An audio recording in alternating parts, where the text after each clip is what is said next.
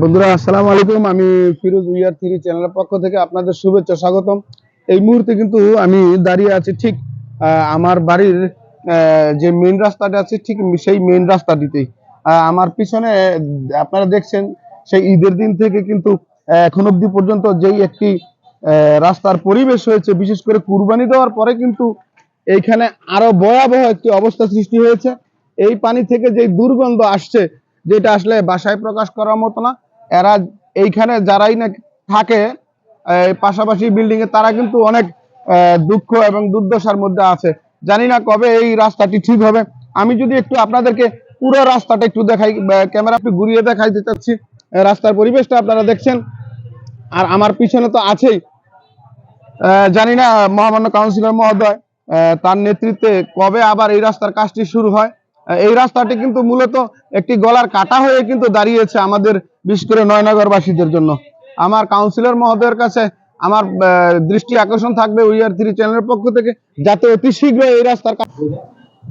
বন্ধুরা, আমি যেটা বলতেছিলাম, আমি কিন্তু কিছুক্ষণ আগেই আমাদের ঠিক নয়ানগর মসজিদ মার্কেটের সামনে যে রাস্তাটি আছে, অনেক অবহেলা এবং দুঃখ দুর্দশার মধ্য দিয়ে কিন্তু এই এলাকার মানুষ চলছে।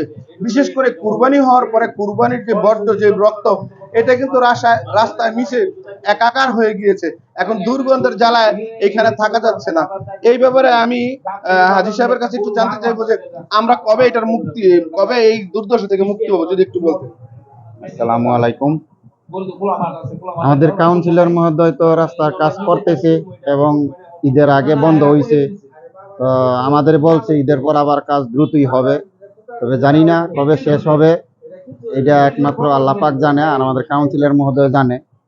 এখন আশা করি আমরা যে অতি সত্বর কাজটা করে আমাদের সকলকে মানে চলাচলের উপযোগী করে দিলে আমরা সকলেই মুক্তি পাবো এবং চলাফেরা করতে সুবিধা হবে, এই আশা রাখি কাউন্সিলর মহোদয়ের উপরে, এবং উনি আমাদের বলছে যে তাড়াতাড়ি কাজটা করে দিবে। হাজী সাহেব, একটা প্রশ্ন আমার, আপনারা ঈদের পরদিন একটা পূর্ণমিলনী অনুষ্ঠান কিন্তু আপনারা করেছেন। আপনার সাথে নিশ্চয়ই কাউন্সিলর মহোদয়ের কথা হয়েছে।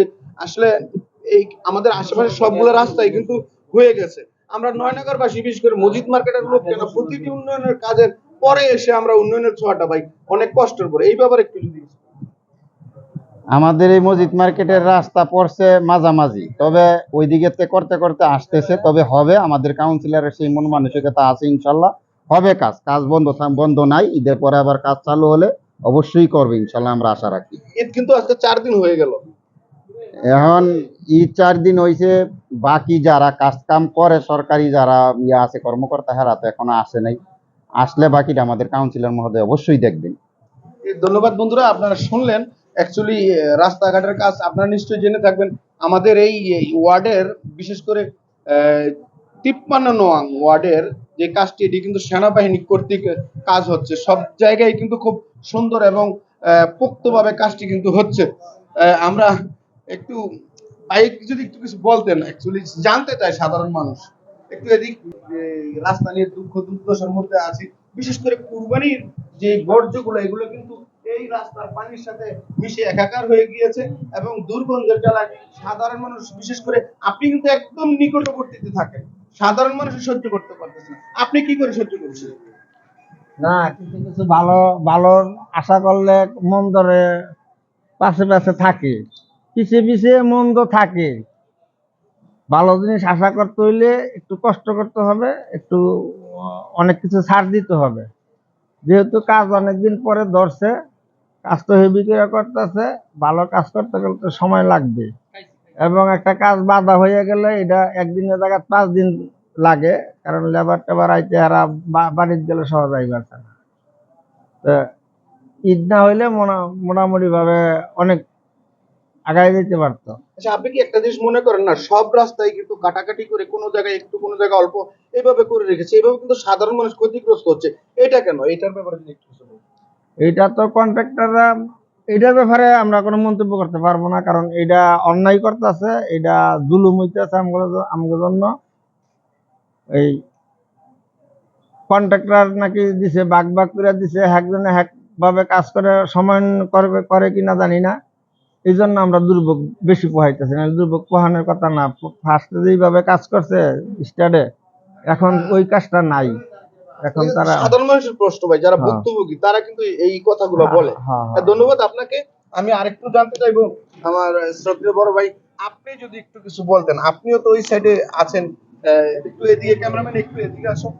রাস্তার ব্যাপারটা নিয়ে আপনি অলরেডি আপনার বাড়ির কাজ দিয়ে কিন্তু কাজ হয়ে গেছে, আপনি একটু আর খুশি? এই কাজের থেকে বেশি সমস্যা, আমরা ঈদের পরে দুর্ভোগে গন্ধ ঠেলে থাকতে পারি না। এই শাখা রাস্তার মধ্যে কোনো ময়লা নেই নাই, সমস্ত ময়লা কিনি এই জায়গা জায়গা রয়ে গেছে, আজকে দুর্গন্ধ লেগে আটতে পারি না। আমি কিন্তু হাজী মুস্তফা ভাইয়ের বাড়ির পিছনে দেখে আসছি যে সিটি কর্পোরেশন আমগো রাস্তায় পুরো রয়েছে ময়লা, এই যে এখন মসজিদে ঢুকতে না ময়লা লাগে, ময়লা কিনে নেয় নাই। সিটি কর্পোরেশনের নির্ধারিত যেই ময়লার ব্যাগগুলো আছে, এগুলো কিন্তু এখন আমি হাজী মুস্তফা ভাইয়ের বাড়ির পিছনে 3টা ব্যাগ দেখে আসছি। এখনো রয়েছে। জিয়াউল হক জামাল ভাইয়ের বাড়ির সামনে পড়ে আছে। এই ব্যাপারটা আসলে এটা কি করলো? এটা সিটি কর্পোরেশন ঘটক মেয়রে ঘোষণা দিছে 24 ঘন্টায় নিব কাজ, 48 ঘন্টা যাইতেছে, কারণ ময়লা টলে আমরা পারি না, বহুত ময়লা রয়ে গেছে জায়গায় জায়গায়। ওই যে মসজিদের রোডে ঢুকুন জানা, আমগর রোডে ময়লা আছে, এই সানিয়া বাইরে আন্দা ময়লা আছে, বহুত জায়গায় ময়লা রয়ে গেছে, ময়লাটা নিয়ে না। আমি কিন্তু বন্ধুরা ঘুরে ঘুরে দেখেছি, বিশেষ করে এই যে এই জায়গাটি, এই জায়গায় কিন্তু ঈদের দিন যে পশু জবাই হয়েছে, সেই পশুর বর্জ্য রক্ত এই পানির সাথে মিশে কিন্তু একাকার হয়ে গেছে। এতটাই দুর্গন্ধ, পচা গন্ধ আসছে, সাধারণ মানুষ এখানে থাকতে পারতেছে না। আমরা মহামান্য কাউন্সিলর মহোদয়ের কাছে রিকোয়েস্ট করব অতি শীঘ্রই যেন এটার একটা ব্যবস্থা নেয়। ধন্যবাদ, ভালো থাকবেন, আসসালামু আলাইকুম।